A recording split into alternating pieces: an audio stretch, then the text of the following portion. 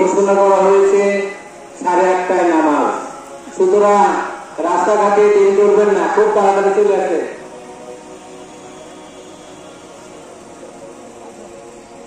সম্মানিত মুসল্লিরা, আমি সকলের দৃষ্টি আকর্ষণ করছি যে আমাদের এই মাঠের উদ্যোক্তা এবং প্রাণকেন্দ্র যে ছিলেন মোহাম্মদ সোলাইমান হোসেন মোল্লা, তিনি গুরুতর দোয়া করব।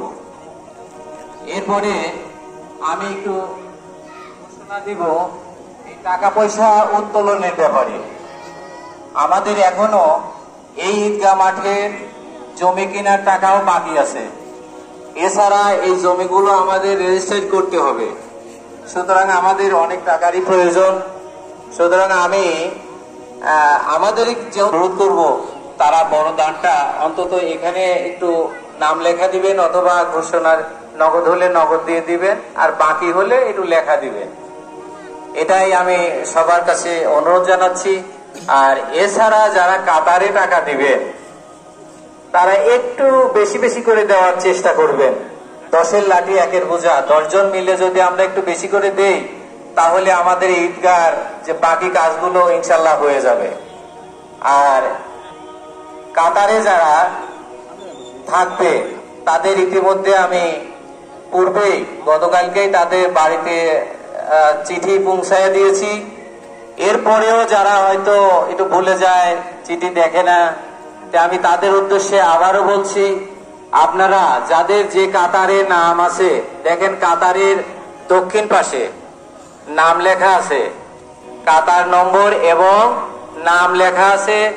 এই নামগুলো দেখে ওই কাতারের 2 জন যারা আছেন, অন্তত এই 2 জন ওইখানে তারা বাকি টাকাগুলো উঠায়া সমাজ প্রধানের কাছে দিয়ে দিবেন, এবং সমাজ প্রধান যেন এখানে জমা দেয়।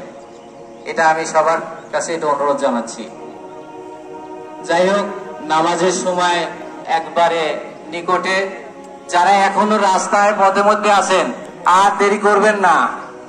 আমরা দূরে যাইতাম, সেইখানেও আমরা আগে যাইতাম সাইবাদ, অথচ আমরা নিজের গ্রামে এখনো পাস করি। সুতরাং সবাই এসে বসে পড়েন, এবং নামাজ অল্প কিছুক্ষণের মধ্যেই শুরু হবে।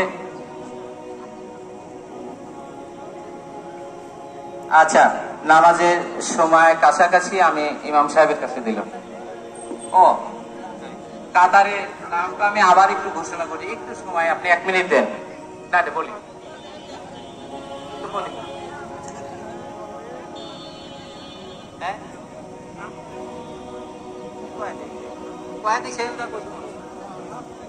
আচ্ছা, 1 নম্বর কাতার মোহাম্মদ আরিফুল ইসলাম খান ও